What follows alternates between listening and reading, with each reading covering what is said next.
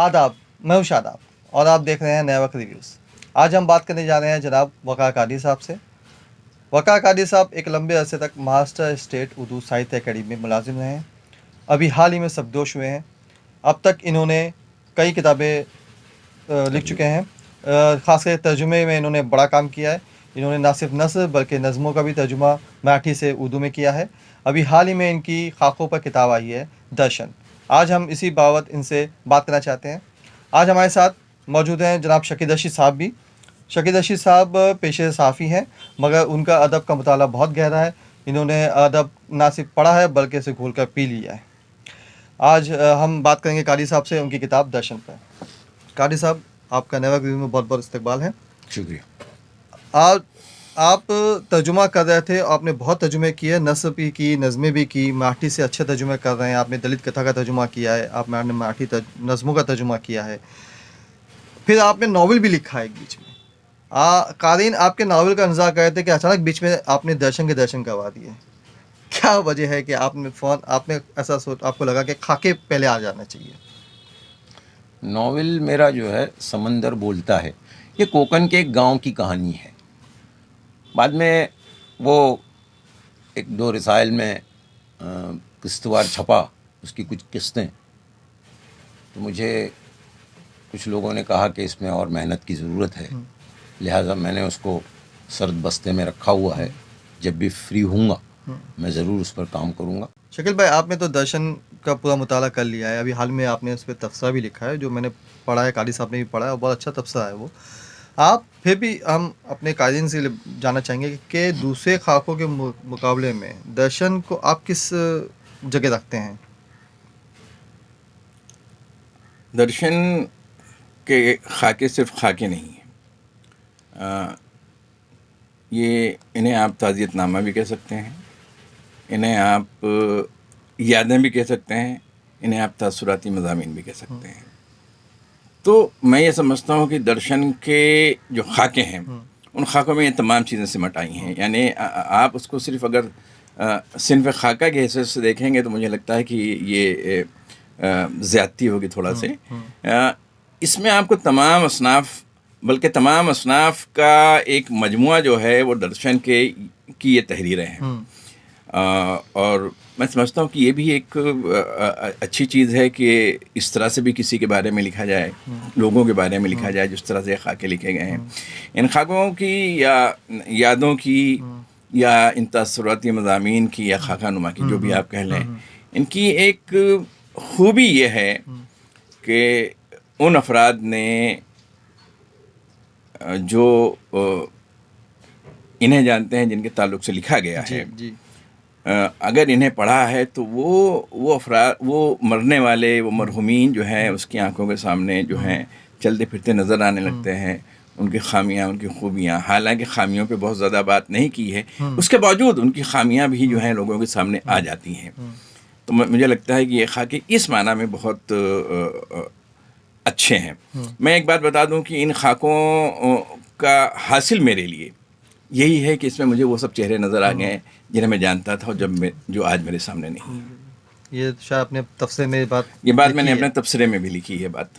कादरी साहब, ये एक चीज़ मुझे ऐसा लग रहा था, मुझे एक शिकायत आप कह सकते हैं, कि शिकायत ही है कि अभी हाल ही में एक किताब आई थी पुरसा नाम से, जो नाम से ही जाहिर होता है कि लोगों के पुरसे और या ताज़ियत नामे लिखे गए हैं। आप एक खाके भी कम बेश वैसे ही महसूस हुए जैसे आपने शुरू किया है ताज़ियत से ही, आपने शुरू किया किसी की वफ़ात से ही, जिसका खाका आप तैयारी कर रहे हैं। तो ऐसा क्यों महसूस हुआ कि ये खाके ना होते हुए ताज़ियत नामे जैसे महसूस होने लगे? क्यों, क्या वजह है इसकी? पुरसा नदीम सिद्दीकी साहब की किताब है। जी, मैंने पढ़ी, मुझे बहुत अच्छे लगे उसमें मज़ामीन। दरअसल क्या है कि हम लोग जिनके साथ काम करते हैं या जिनसे बहुत कुछ सीखते हैं, उनकी सोहबत में हमें बहुत सी बातें मालूम होती हैं। तो वो जब गुज़र जाते हैं तो उनकी यादें हमारे साथ रहती हैं। तो मैंने कोई मतलब उन्हें पुरसा देने के लिए या उन्हें वो करने के लिए नहीं, बल्कि मेरे जहन में उनके ताल्लुक़ से जो तासुरात थे, मुझे वो कलमबंद करने थे और मैंने वो कलमबंद किए। जब कलमबंद करने के बाद मैंने लोगों को दिखाया तो किसी ने कहा ये खाके हैं, किसी ने कहा ये याददाश्तें हैं। तो मैंने कहा ठीक है, जब आप कहते हैं तो उसे याददाश्तें भी कह सकते हैं, खाके भी कह सकते हैं। तो इस तरह मैंने जिन लोगों के साथ रहकर काम किया या जिन लोगों के मैं करीब रहा, मुझे वो लोग जो हैं वो ज़ाहिर है हॉन्ट करते रहे या उनसे मैंने कुछ सीखा है। और जाहिर है कि मुझे उस सीखी हुई बात को अपने मतलब उसमें कलम में लाना था, मैंने वो किया है, बस और कुछ नहीं। इस पे मैं थोड़ा सा एक बात कहना चाहूँगा। मुझे ऐसा लगता है फ़याज़ अहमद फैज़ी साहब ने किताब पे जो मुकदमा लिखा है उसमें उन्होंने लिखा है कि क़ादरी साहब ने अपने कई खाकों की शुरुआत इब्तिदा मौत की खबर से की है, शिद्दत तासुर को बढ़ाने के लिए। लेकिन ये बात मैंने अपने तबसरे में भी लिखी है कि ऐसा नहीं है। मौत की खबर से खाके या यादें शुरू करने पर ये मजबूर हुए हैं, क्योंकि वो मौत की खबर जब मिली अचानक तो उन पे एक बहुत शदीद किस्म का एक असर हुआ और उस असर ने इन्हें उकसाया या इन्हें मजबूर किया कि वो इस पर इस तरह से लिखें कि उसकी मौत की खबर सही इब्तिदा हो। अभी जैसे साजिद भाई हैं, अनवर ज़हीर ख़ान हैं और हमारे एक दोस्त हैं उसमें, बल्कि भांजा या भतीजा है वो हमारा, कबीर पालेकर, भांजा सॉरी। तो ये लोग, इन लोगों की जब मौत की खबर हमें मिलेगी तो जाहिर है कि हमें वो तो होगा, शौक़ तो लगेगा। तो जब हम लिखने बैठेंगे उनके ताल्लुक़ से तो हम वहीं से शुरू करेंगे, मेरा ऐसा ख्याल है। क्योंकि साजिद भाई की खबर भी मतलब एकदम अचानक आ गई थी, अनवर ज़हीर ख़ान की खबर भी अचानक आ गई थी। तो ये वो लोग हैं कि जिनके बारे में निदा फाजली की खबर, निदा फाजली का जो दूसरा मैंने खाका या मजमून जो भी लिखा है उसमें निदा फाजली की मतलब यकीन ही नहीं आ रहा था कि ये मतलब खबर सच होगी। तो ये सारी बातें शायद आप ये कोई ज़रूरी नहीं कि मौत की खबर से अगर कोई याद, कोई खाका शुरू हो, कोई मजमून शुरू हो तो ताज़ियतनामा ही हो, ऐसा नहीं है। कोई ये ऐसा कोई उसूल भी नहीं है कि किसी खाके को मौत की खबर से नहीं शुरू किया जाना चाहिए। तो ये अगर कोई ये एतराज़ कर रहा है इस पर कि ये मौत की खबर से शुरू हुआ है इसलिए ताज़ियतनामे हैं, तो मुझे नहीं लगता कि ये ऐसा भी होता है कि मौत की खबर सुनने के बाद हमें वो सब बातें अचानक याद आने लगती है। बिल्कुल ये होता है। और ये वो लोग हैं जो अचानक चले गए, मतलब ऐसा नहीं था कि वो एक तवील अरसे से बीमार थे। या वो मज़हर सलीम का ले लीजिए, मज़हर सलीम की भी खबर एकदम अचानक यानी शॉकिंग थी। तो ये वो लोग हैं जो हमारे करीब रहे हैं, बिल्कुल करीब रहे हैं। अब अदब में उनका क्या मकाम है या क्या है वो एक बहस का अलग मौजू है। वो हमारे दोस्त थे, हमारे करीब थे, हमें मतलब अजीज़ थे वो, इसलिए हमने उन पर लिखा। नहीं ठीक है, खाका लिखने के लिए ज़रूरी नहीं कि अदीब ही हो उस पर खाका लिखा जाए, खाका किसी पे लिखा जा सकता है। एक चीज़ जो मैंने इसके अंदर महसूस की है, अब आप तो इसे खाका नहीं कह रहे हैं, याददाश्त तासुरात सब कह रहे हैं, तो मैंने देखा है कि खाका लिखते लिखते बहुत जगह जहाँ अदीबों पे आप खाका लिख रहे हैं तो उनकी तसनीफ़ात का आप तज़िया कर रहे हैं, उस पर तासुरात दे रहे हैं, उनके तनकीद भी करना चाहिए, तनकीद भी कर रहे हैं। तो कहाँ तक ये ठीक बात है कि उस तरह की चीज़ें अगर लिखी जाए तो खाके या जो कहा जा रहा है या खाका नुमा कहा जा रहा है उसमें वो गुंजाइश है कि इस तरह की चीज़ें लिखी जा सकती हैं? शकील भाई आपसे मुझसे अगर ये सवाल है तो मैं कहूँगा कि जब आप किसी शख्स के बारे में लिखते हैं तो आप उसको इन टोटलिटी देखते हैं, है ना। और इन टोटलिटी देखने का मतलब है कि आप उसकी तसनीफ़ात को भी देखते हैं, आप उसकी तहरीर को भी देखते हैं, तो आप उसको समझना चाहते हैं उन तहरीरों के तज़िये के ज़रिए।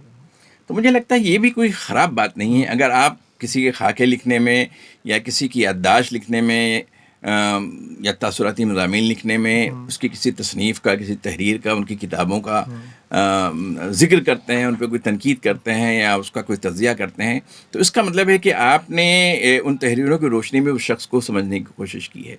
तो ये एक अच्छी बात है, मुझे नहीं लगता है कि कोई बहुत ख़राब बात है ये। जी एक तो ये है कि आपने जितने भी खाके, ज़्यादातर खाके जो लिखे हैं वो हमारे बीच में नहीं है वो लोग, लेकिन आपने कुछ 3 खाके ऐसे भी लिखे हैं जो अभी माशाल्लाह हयात हैं, अल्लाह उनको लंबी उम्र मिले।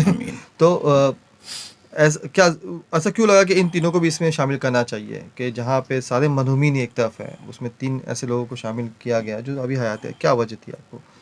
भाई देखो, किताबें छपती कम है या छापना जो है वो भी एक मतलब जो ये शीर लाने के बराबर है, पैसे जुटाना, फिर उसके बाद बिकती है नहीं, आप खूब जानते हो बहुत अच्छी तरह से। सही है। अब ये है कि मैं जब ये खाकों की किताब ला रहा था जिसमें मरहूमीन हैं, तो ये जो जैसे अलीम शमसी साहब हैं, सलाम बिन रज़ाक हैं और इकबाल नियाज़ी हैं, ये मैंने बहुत पहले लिखे हुए खाके हैं। तो मैंने ये सोचा कि ये याकूब राही साहब हैं, मैंने ये सोचा कि ये लिखे हुए खाके या मज़ामीन ये पता नहीं मतलब वो कहीं कभी छप भी सकेंगे या नहीं। तो मैंने अपने दोस्तों से मशवरा करके, आप भी तो थे उसमें शामिल, कि इन्हें भी शामिल कर लीजिए ताकि एक जगह पर जमा हो जाएं ये सारी चीज़ें। हालांकि बस यही मकसद मेरी था। राय तो इसमें नहीं थी शामिल करने की। नहीं थी लेकिन ठीक मैंने है, मतलब खैर, ये वो सोचा आप- कि ये सारी हाँ, चीज़ें एक जगह आ जाएं, हाँ, यही आपकी किताब मकसद है। बेशक। मुझे कोई अदब में अपना वो मकाम पैदा करना नहीं है, हाँ। बल्कि अपने दोस्तों पर लिखी गई ये तहरीरें हैं, उनको मैं यकजा करके पेश करना चाहता था। इसमें कुछ मज़मून रह भी गए मेरे ख्याल से, जिस पे आपने खाका नहीं लिखा, जो रह गए। जैसे जैसे एक नाम मुझे याद आ रहा है, अली इमाम नकवी पर आपने खाका नहीं लिखा, जो अब वो आपके बहुत काफ़ी करीब थे। एक नाम अनवर खान का है, अनवर खान जबकि का है। अपने एक मजमून में शायद मेरे ख्याल में साजिद साजिद भाई भाई वाले मजमून में इन्होंने अनवर जिक्र खान का किया। अच्छा जिक्र किया है। तो इसका मतलब कि अनवर खान से इनकी कुर्बत रही होगी, गुर्बत लेकिन रही है, अनवर खान बिल्कुल। पे नहीं लिखा है ठीक है, इन्होंने। तो वो एक मैं समझता हूँ खामी या कमी आप कह सकते हैं इस नावल में रह गई आपके, सॉरी माफ़ कीजिए, खाके में। साजिद भाई का जो मजमून जिसमें मैंने अनवर खान का जिक्र किया है ना, वो ऐसा है कि मैं अनवर खान से बेशक पहले मिला, लेकिन साजिद भाई से करीब आने के बाद है ना एक अजीब तरह का साजिद भाई से अटैचमेंट होता चला गया। और अनवर खान साहब बहुत मसरूफ़ रहते थे, वो मतलब वक्त नहीं उनका मिलता था। वो मतलब पोर्टर्स में काम भी करते थे, फिर कभी शाम में मिलें तो, वरना बहुत मुश्किल हो जाता था उनसे मिलना। हालांकि उनके बारे में मेरे तासुरात मतलब अभी भी मैं चाहूँगा कभी आइंदा अगर मौका मिला तो मैं ज़रूर अनवर खान के फ़न का भी मतलब वो मुहासबा करते हुए मैं ज़रूर लिखूँगा। अली इमाम नकवी वाकई मेरे बहुत करीब थे, मीरा रोडी पे रहते थे बिल्कुल। और मुलाकातियों में से थे हमारे, मैं भी उनसे मिलने ज़रूर जाता था। अब लेकिन होता क्या है कि वो बहुत मतलब ऐसे शख्स थे कि बहुत जल्दी खुलते नहीं थे। अली इमाम नकवी साहब का मामला ऐसा था कि बहुत जल्दी खुलते नहीं थे, बड़ी मतलब उनके यहाँ एक तरह की रवादारी और वो होती थी। तो हो सकता है मतलब लिखेंगे आइंदा, अभी कभी मौका मिला तो ज़रूर लिखूंगा मैं। बहुत से लोग तो मिले बेगा भी लिख देते हैं। हाँ वो भी ऐसे भी ऐसे कोई अभी है ही नहीं हमारे सामने। बहुत से लोग ऐसे होते हैं जो किताबों पर बगैर पढ़े 10-10 सफ़े के मज़ामीन लिख देते हैं, तो उसको लिए क्या किया जाए। तो बिना शख्सियत से मिले खाके भी लिख देते हैं लोग। जी, जी, हाँ, हम ये हुनर सीखे नहीं है बिल्कुल ना। सही है, बिल्कुल सही है। इस हुनर को सीखना पड़ेगा। ऐसे खाके भी लिखे जाते हैं। मैं आपको बताऊं कि मरहूम प्रोफेसर असलम फ़ारूकी साहब ने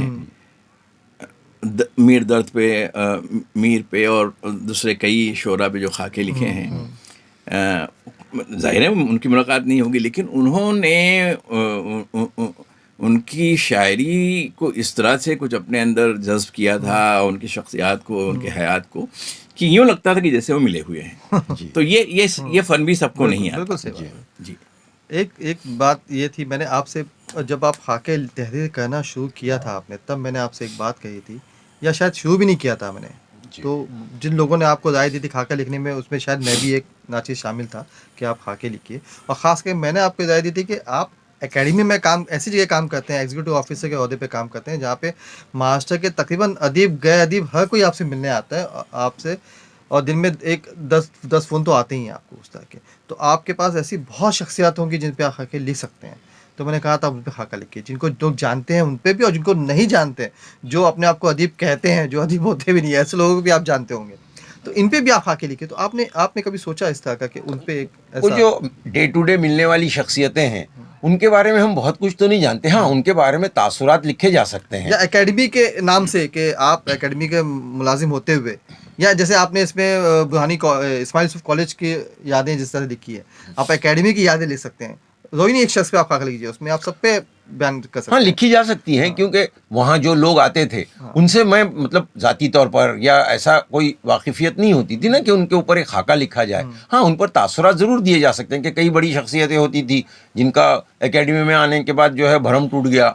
जैसे भाई खैर अब वो हाँ, मतलब ठीक है। कहने की बात नहीं होती, लेकिन इनाम इकराम के चक्कर में तो लोग खुल भी जाते हैं, समझ में भी आते ये- हैं। ये- तो ये ये सारी चीज़ें तो तासुराती तौर पर ज़रूर लिखा जा सकता है किसी पे, लेकिन लोग नाराज़ भी तो हो जाते हैं ना लोगों का वो। और हमारा मकसद या मंशा किसी को नाराज़ करना, जैसे इन्होंने कहा कि इन्होंने बुराई नहीं किसी की की है, तो यार अब होता ऐसा है कि आजकल लोग इतने जूझरंज हो गए हैं कि अगर आपने किसी के ताल्लुक से कोई बात कही तो इमीडिएट वो रिएक्ट करते हैं या फिर वो बुरा मान जाते हैं आपसे, मतलब कतई ताल्लुक या कतई कलाम करते हैं। तो ये अब कहाँ ये सब बातें हम करें। बिल्कुल सही बात है। मैं शकील भाई के तबसरे में जो एक बात है वो मैं ज़रा वाज़ेह करना चाहता हूँ। शकील भाई ने कहा कि ये बम्बैया ज़बान या मराठी का असर मैं उस पर आया है। था अभी, हाँ चलिए। दरअसल देखिए, मैं एक बात साफ कहूँ कि मेरी मादरी ज़बान उर्दू नहीं है। कोकन के बहुत से लोग दावा करते हैं हमारी मादरी, लेकिन कोकन के लोगों की मादरी ज़बान उर्दू है नहीं। जैसे मेरी माँ, जो उन्होंने तालीम 7वीं जमात तक हासिल की, वो मराठी मीडियम में हासिल की। उनको जो उर्दू लिखना पढ़ना आता था वो मदरसे में जाने की वजह से, गांव के मदरसे में उस वक्त बहुत अच्छे मौल्लिम थे, वो उनकी वजह से उन्हें जो थोड़ी बहुत उर्दू की शुद्ध बुद्ध लिखना पढ़ना आ गया। वरना वो मराठी मीडियम में पढ़ी हुई थी, वो ज़्यादा जो है वो अपने आप को मराठी बोलने या कोकनी, जैसे बोली है मराठी से निकली हुई, कोकनी बोलने में ज़्यादा अपने आप को कंफर्टेबल महसूस करती हैं, बिल्कुल। ये करती थी, सॉरी वो नहीं रही। मेरी मिसेस जो है वो भी मराठी मीडियम से पढ़ी हुई है। अच्छा। वो भी उर्दू ऐसे ही, मतलब जो मुदर्रिस से या मतलब मकतब के जो इमाम से जो सीखी हुई उर्दू है वही उनको उर्दू आती है। तो जाहिर है कि हमारा जो रोज़मर्रा है वो उर्दू नहीं है, हमारा रोज़मर्रा कोकनी बोली है और उसमें मराठी का असर ज़्यादा है। तो हो सकता है मेरे लिखने में, जाहिर है क्या मैं कोई ज़बान का दावा नहीं करता, कमज़ोर है मेरी ज़बान मराठी के असर होने की वजह से। अब उर्दू बिल्कुल आप लोगों की तरह जो अहले ज़बान है वैसी तो हम शायद, मैं कम अज़ कम, I am talking about myself, के शायद हम नहीं लिख सके, मैं नहीं लिख सकूँगा या नहीं लिख पाता हूँ। लेकिन मुझे अपने इजहार के लिए तो यही ज़बान अच्छी लगती है, क्योंकि इसी ज़बान में मैंने तालीम हासिल की है, इसी ज़बान में मैंने पढ़ा है। तो जाहिर है जिस ज़बान को मैंने ज़्यादा पढ़ा है उस ज़बान ही में मैं लिखूँगा, और उस ज़बान में जाहिर है कमज़ोर अगर है भी तो। रहा सवाल बम्बैया, तो बम्बैया ज़बान का इस्तेमाल मैंने कुछ खाकों के लिए ज़रूर किया है। मुझे मतलब ऐसा लगा कि यहाँ थोड़ा बम्बैया वो करना आना चाहिए। चाहिए, सही बात जी है। हाँ। रशीद बाबा के खाके में जिस तरह अब से पुरानी बम्बई जो है ना, ये ख़ास तौर पर बम्बई नंबर 8 जिसे कहते हैं, चूँकि हम लोग यहीं रहे हैं, यहीं पले बढ़े हैं, तो जाहिर है कि उसका असर तो होगा ही ना। बिल्कुल। जी। 1 मिनट, कितना टाइम हुआ? 17। ठीक है। शकील भाई को एक नहीं ठीक है, नहीं वो सवाल देख रहा हूँ रिकॉर्ड हो रहा है कि हाँ एकेडमी वाला सवाल वो। हाँ, वो कहते हैं हाँ, वो उसको शकील भाई और कुछ बोल सकते हैं यार, आते हैं। बहुत कुछ ज़बान के पूछ ताल्लुक सकते से हैं आप कुछ सब। बोलना चाहेंगे? ज़बान के ताल्लुक से मैं ये बोलना चाहूँगा कि मैंने जो बात की थी उसकी एक वजह थी।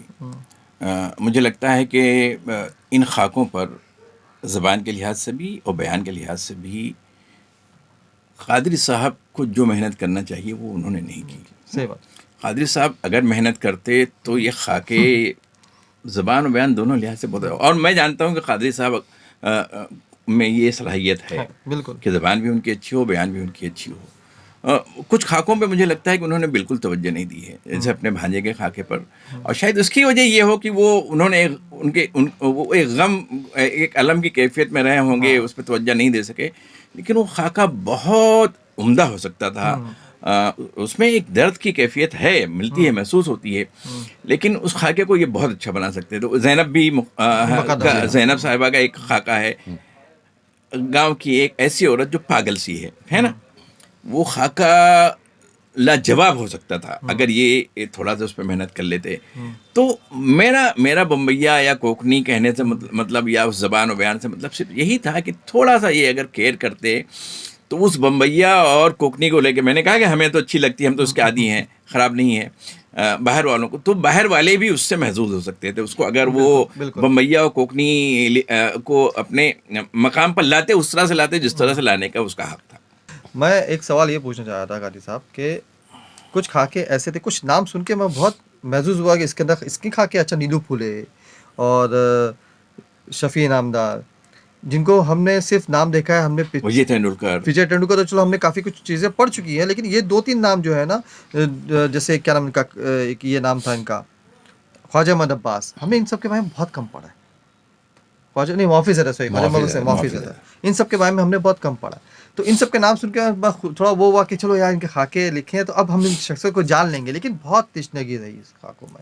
वो खाकों में वो बात नहीं आ पाई, वो शख्सियत नहीं आ पाई, उनके किरदार ही नहीं आ पाए। क्या बात है कि आपने उन खाकों पर इतनी मेहनत नहीं की है ना, जैसे मैं तो फिर भी थोड़ा बहुत जानता हूँ, लेकिन जो बिल्कुल नहीं जानते इन लोगों को, तो उनके लिए तो एकदम यानी कुछ भी नहीं मामला होगा इस तरह का। ऐसा क्यों लगा कि आपने बहुत जल्दी उसको समेट दिया खाके को जल्दबाजी में? नहीं, एक्चुअली ये खाके हैं ना बहुत पहले लिखे गए हैं। पिछली मतलब मेरा ख्याल है 2-3 दहाई पहले ये मैंने कई मज़ामीन लिखे थे, खाके लिखे थे, उसको मैंने अभी रीराइट किया। अब रहा सवाल के यार देखो हर आदमी में कमज़ोरी होती है। ये समझ लो कि मुझ में ये कमज़ोरी है कि मैं इससे अच्छा नहीं लिख सकता जैसा मैं नहीं लिख सकते जैसे आप। मैं नॉवेल के बारे में भी कह रहा हूँ कि नॉवेल मेरा मकसद क्या है कि मेरे कोकन के कल्चर का जो मैंने एक वो किया है उसे मैं पेश करना चाहता हूँ। मुझे वो नॉवेल कहीं इनाम इकराम के लिए भेजना है या उसको, मैं चाहता हूँ कि मेरे यहाँ की जो एक वो है मतलब जो कहानी या जो कुछ भी वहाँ के बैकग्राउंड में है उसे मैं नोट करना चाहता हूँ या इसको रिकॉर्ड करना चाहता हूँ कि एक यार कल अगर कोई पढ़ता है उसे तो ये एक अच्छा ये कोकन के उस पीरियड में लिखा गया, ये वहाँ के एक वाक़े का, और यही मेरा मकसद है। और का मतलब मुझे कोई जो मैं समझ रहा हूँ, हाँ ये इसमें शक नहीं कि जब आप लिखते हैं तो आपको ज़बान पे अबूर होना चाहिए। अब कोशिश कर रहे हैं ना, कोशिश तो कर रहे हैं। एक चीज़ तो है कि आप अगर इनके खाके पढ़ें जो ख़ास तौर पर कोकन की शख्सियात के ताल्लुक से, तो उसमें आपको एक चीज़ का एहसास होगा कि इन्होंने उन खाकों में भी कोकन के कल्चर को उजागर करने की बहुत कामयाब एक वो कोशिश की है। और जैसे ये चीज़ बताना, कौन जानेगा, हम नहीं जानेंगे कि जो बाहर रहते हैं कोकन के लोग, उनकी ख्वाहिश होती है कि अपने जब यहाँ आएँ तो अपना घर बनाएं। वो घर बनाते हैं, है ना, भले से उसमें ना रहें, घर बना के चले जाएं ना रहें। तो ये हमें नहीं पता। ये तो ये इस तरह की जो चीजें आई हैं, ये तो यूपी वालों और एक चीज और आई है नहीं यूपी वालों में ऐसा नहीं है जैसा कोकन वालों हाँ, में। वो तो लगेगा, बहुत कोकन वाले बहुत अच्छा घर अच्छा बनाना चाहते हैं और अच्छे घर में रहना भी चाहते हैं, और वो असल में यूपी वाले तो इसलिए बनाना चाहते हैं कि वो उनके यहाँ एक तरह का लालच में यूपी का हूँ, उसके बाद भी कह रहा हूँ कोकन वालों के यहाँ ये नहीं होता। कोकन वालों के यहाँ ये है कि वो एक याद के लिए, कोकन वाले लोगों को याद करने के लिए। शकील में कोकन वाला रहेगा अफ्रीका में, जी गांव में घर जरूर बनाएगा, गांव में घर जरूर, साल में 2 साल में कभी आएगा उस घर में रहने के लिए। ये एक अटैचमेंट है ना आपकी अपनी जमीन से। ये चीज़ इन खाकों को पढ़ते हुए महसूस होती है। और एक चीज़ और महसूस होता है, इन्होंने उसको भी बहुत अच्छी तरह से कि कोकन में क्या तब्दीली आ रही है, कैसे कोकन बदला है, लोगों के मिजाज कैसे बदला है, लोगों को रुझान कैसे बदला है। तो ये चीज़ें इन खाकों में हैं। और मुझे लगता है कि ये नॉवेल अगर इस मौजू पे लिख रहे हैं तो उसमें भी ये होंगी और अच्छी तरीके से होंगी इंशाल्लाह। नॉवेल का मेरे मौजू वो नहीं है, लेकिन एक बात और मैं बताना चाहता हूँ कि देखिए सन 47 में जब मतलब मुल्क तकसीम हुआ तो कोकन के लोग उस तरफ सरहद पार जाने वाले बहुत कम थे। अच्छा, बहुत कम थे। मतलब मेरे गांव की मैं मिसाल देता हूँ कि इतना गांव था हमारा, वहाँ गांव से 2-3 फैमिलीज चली गई, वो भी बम्बई में रहती थी, जज्बाती हो गई क्या, और यहाँ बम्बई के माहौल में जज्बाती होके चले गए। और उनका भी मैंने जिक्र किया है कि वो चले गए और फिर वापस जब वो आए थे तो अपनी माँ की कब्र पर वो बार बार जाते थे। खैर ये मतलब एक अलग बात है, लेकिन मेरा ये कहने का मकसद है कि वो कोकन के लोग पार्टीशन के बाद, और मेरे नॉवेल में ये एक मौजू भी है। जी हाँ, कि कोकन के लोग पार्टीशन तो में बहुत कम है। मुझे लगता है इसकी एक वजह यही है, कोकन के लोगों के पार्टीशन में उनको अपने कल्चर से, अपनी ज़मीन से, अपनी मिट्टी से मोहब्बत है। हाँ, ये हो सकता है। जी हाँ, बिल्कुल। आपने अपने खाकों की शुरुआत, इब्तिदा अक्सर क्या ज़्यादातर खाकों में कुछ अशार से हुई है, खात्मा कुछ अशार पे हुआ है। तो क्या एक शऊरी कोशिश थी या ये ऐसा हो गया, ये अपना पैटर्न बना लिया आपने? या आपने ऐसा नहीं है यार, चूंकि शेर व शायरी, हालांकि मैं शायरी वारी करता नहीं, मैंने बहुत पहले मुकम्मल शायरी छोड़ दिया। जो आपने जिक्र किया है हाइको का, जहाँ पे याकूब भाई साहब चौकी लगाते थे, ऐसे कई दोस्तों ने मशवरा कि भाई तुम जो शायरी वायरी मत करो, मैंने छोड़ दिया। दोस्त जो है ना वो आईना दिखाने में बहुत माहिर होते हैं। सही बात। और उनके मतलब जो सच्चे दोस्त जो मतलब आपके खैरख्वाह होते हैं ना, उनके कहे पर अमल भी करना चाहिए। ऐसा तो नहीं हो कि याकूब राही को लगा हो कि यार ये तो बाजी मान ले जाएगा।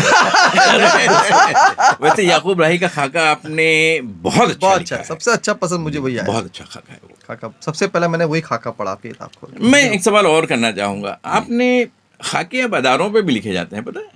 हाँ आपने किसी अदारे पर कोई आप उर्दू एकेडमी से जुड़े रहे, उर्दू एकेडमी पे एक बहुत अच्छा खाका हो सकता था। वही मैंने जब भी कहा, मेरा कोई मतलब वही था, आपने जो ही सवाल किया। एकेडमी में मैंने 30-32 साल नौकरी की है, वहाँ रोजी रोटी वहीं से मिली, वहाँ बदनाम भी हुआ तो और जाहिर है कि मेरा नाम जो कुछ थोड़ा बहुत है वो एकेडमी ही की वजह से है, बदनाम वरना ना हो, नाम ना हो। हाँ बिल्कुल बदनाम ना होंगे बदनाम अगर होंगे तो नाम ना होगा, सही है। लेकिन क्या बोलूं, एकेडमी में जब मैं रहा तो जाहिर है कि एक सरकारी नौकरी में उसका अपना एक प्रोटोकॉल होता है, और वहाँ ये पोस्ट बड़ी बड़ी न भी हो तो भी जिम्मेदारियां तो हैं और वो उसको निभाना पड़ता है। बहरकैफ जैसे आपने कहा कि वो कई लोग एकेडमी में जो आते थे उनके ऊपर तासुराती वो लिखे जा सकते हैं, और वो लिखेंगे, एकेडमी के ताल्लुक से भी लिखेंगे, एकेडमी से जो वाबस्ता लोग थे उनके ताल्लुक से भी लिखेंगे। तो क्या एक्सपीरियंस है एकेडमी में काम करने का? एकेडमी में अच्छा रहा यार, बहुत अच्छा रहा। अब देखो क्या है कि जहाँ आप काम करते हैं वहाँ लोग आपको शक की निगाह से तो देखते ही हैं, तो ऐसा होता है और हुआ, उसमें कोई मतलब वो नहीं। लेकिन जब आप अगर वो हों, साफ हों, तो आप साफ सुथरे ही निकलते हैं। आपने अगर कुछ गड़बड़ की हो तो जाहिर है कि आप मतलब उसमें चले जाते हैं। तो ठीक, बहुत अच्छा रहा, मुझे एकेडमी में काम करने में भी मज़ा आया। कई लोग जैसे एकेडमी में जिन लोगों के साथ मैंने काम किया वो बहुत अच्छे लोग थे। क्या शुरू से अगर देखें तो मैंने सरदार जाफरी जैसी शख्सियत, ज़ोए अंसारी के साथ काम किया है, तो मेरे लिए बड़ी इज्जत की बात है ना कि मैं जिस नौकरी में, जब नौकरी में लगा तो मुझे सरदार जाफरी और ज़ोए अंसारी के साथ काम करने का मौका मिला। और बल्कि मुझे बहुत, मैं झेप जाता था जब जाफरी साहब मुझे कादरी साहब कहते थे। अच्छा। क्या तो लेकिन क्या है कि इन लोगों के साथ काम करने का, इन लोगों से कुछ सीखने का एक अलग वो मिलता है। उसके बाद दलवी साहब, हमारे अब्दुल सत्तार दलवी साहब रहे, साजिद रशीद साहब रहे, क्या ये लोग मतलब चेयरमैन थे और डिजर्व करते थे, और अच्छा लगता था इनके साथ काम करने में। कोई रिग्रेट नहीं आपको, मतलब एकेडमी में इतने दिनों रहे, काम मुतमईन है, सब काम कर सके जो करना था, उर्दू की तरवीज है तो। देखिए क्या है, एकेडमी या एक जो ऐसा हालात अदारा या है। जो हालात आज एकेडमी के हैं उस पस मंजर। नहीं, आज के हालात के बारे में तो मैं कुछ नहीं कहना चाहूँगा, लेकिन मैं ये कहूँगा कि एकेडमी जो है ना वो सबसे पहली बात तो ये कि एकेडमी को ऑटोनोमस होना बहुत ज़रूरी है। अगर आप एकेडमी से काम करवाना चाहते हैं, या क्योंकि अब आपके लिए ऐसा है कि आपको 50 रुपये भी अगर खर्च करने हो तो आपको एक नोट पुट अप करके उसकी मंजूरी हासिल करनी पड़ती है डिपार्टमेंट से, तो ये मतलब मुमकिन नहीं है। और फिर जब वो नहीं होता, मतलब पैसा मंजूर नहीं होता, तो लोग ये समझते हैं कि एकेडमी वाले करना नहीं चाहते। ऐसा नहीं है ना, डिपार्टमेंट को आपको भेजना है, सेक्रेटरी से, मिनिस्टर से अप्रूवल लेना है, तो बहुत मतलब एकेडमी जब तक ऑटोनोमस नहीं होती, लाल फीता शायद से निकलेगी नहीं। हाँ, और जब तक उसको मतलब आप ऑटोनोमस नहीं करेंगे। और दूसरा एक एकेडमी में सबसे बड़ा मसला क्या, मतलब मैं जिस पोस्ट पे काम करता रहा, वो पोस्ट जो है ना वो मंत्रालय के डेस्क ऑफिसर के इक्विवेलेंट नहीं है। अच्छा। अब मेरे अंडर में जो काम करने वाला आदमी है उसकी और मेरी तनख्वाह सेम है, जबकि ग्रेड मतलब उसकी वो है क्लास 2 है, लेकिन उसकी तनख्वाह जो है वो आपके अंडर में काम करने वाले के बराबर है। तो जाहिर है कि आदमी सोचता है ना कि अब मेरे मातहत काम करने वाला आदमी भी उतनी तनख्वाह ले रहा है जितनी मैं ले रहा हूँ। तो वो एक है कि उर्दू एकेडमी में जो एग्जीक्यूटिव ऑफिसर जो हैं, क्या उसकी पोस्ट को इन्होंने मतलब मंत्रालय के डेस्क ऑफिसर के इक्विवेलेंट करना बहुत ज़रूरी है। चलिए ये दो बातें हैं। ठीक है, वापस हम किताब पे लौटते हैं। ये थोड़ा बाहर की तरफ चले गए थे हम। किताब में आपने आखिर में अपने ऊपर खाके शामिल किए हैं कुछ, और एक सहरा भी अपने शामिल ताल्लुक से बातें। तो ये पहली बार किसी किताब में देखा है मैंने। लोग खाकों में अपना जिक्र करते हैं, लेकिन अपने ही ऊपर खाका मैंने अभी तक नहीं देखा आपकी किताब के अलावा। तो कहाँ तक ये आप मुंबई यूनिवर्सिटी ने एक किताब शाया की है जो महाराष्ट्र के साहित्य अकेडमी इनाम याफ्तगान पर है। और मेरे लिए ये फ़ख्र की बात है कि मेरे कॉलेज के साथी डॉक्टर प्रोफेसर कासिम इमाम थे, क्या मेरे हमजमात थे। अब उन्होंने उस किताब में वो मजमून मुझ पे लिखा है जब मुझे साहित्य अकेडमी से तर्जुमे का इनाम मिला था दलित कथा पर। और वो मजमून कासिम इमाम का मुझे ऐसा लगा कि जाहिर है कि अब मुझ पे कौन लिखने वाला है सिवाय कासिम इमाम के। तो कासिम साहब की किताब आएगी। वो कासिम इमाम की किताब आएगी, लेकिन वो मेरे पढ़ने वाले शायद कासिम इमाम साहब की किताब उन तक न पहुँचे। हाँ, ये बात भी सही है। तो मैंने सोचा कि लगे हाथों इसको शामिल कर लो। अब्बास मुश्तहिद भी मेरे बहुत करीब रहे हैं और मेरे बहुत करीबी दोस्त हैं। तो उन्होंने मतलब मेरी जब शादी हुई थी 1989 में, तब वो मेरे गांव आए थे, तो वहाँ उन्होंने सबके सामने मतलब अपने हमारे दोस्तों के सामने पढ़कर मजाक उड़ाया था हमारा। तो मैंने सोचा कि जब वहाँ उन्होंने मजाक उड़ाया है तो ये मजाक अपने ऊपर उड़वाना भी तो अच्छा लगता है ना।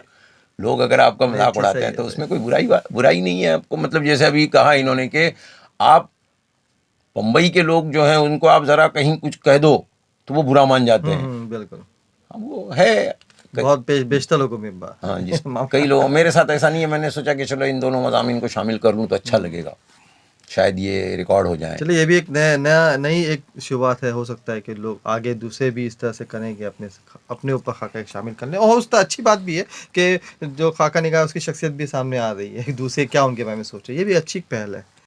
मैंने सवाल पूछ लिए। दर्शन किताब अच्छी है, ख़राब नहीं है, उसको लोगों को पढ़ना चाहिए, मेरा अपना ये रिकमेंडेशन है।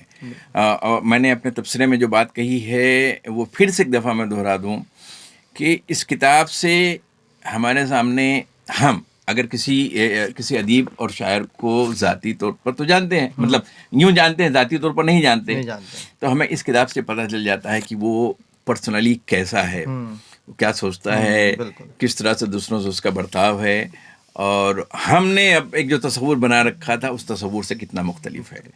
तो ये किताब उस चीज़ को, ये खाके उस चीज़ को लेकर सामने आते हैं, तो लोगों को पढ़ना चाहिए। और मैं कादरी साहब को उनके नावल के लिए अभी से पेशगी मुबारकबाद देता हूँ। लिखें, और बिल्कुल उनको लिखना चाहिए ताकि वो जल आए।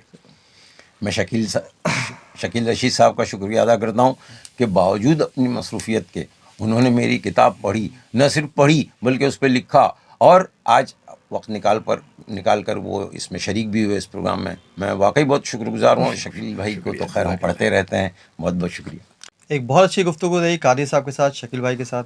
अब मैं इन दोनों हज़रात का शुक्रिया अदा करूँगा कि आज जुम्मा का दिन होते हुए भी ना इन्होंने मेरे लिए वक्त निकाला, इस नए वक्त रिव्यूज़ के लिए वक्त निकाला और हमारे साथ इस गुफ्तगू में शामिल हुए।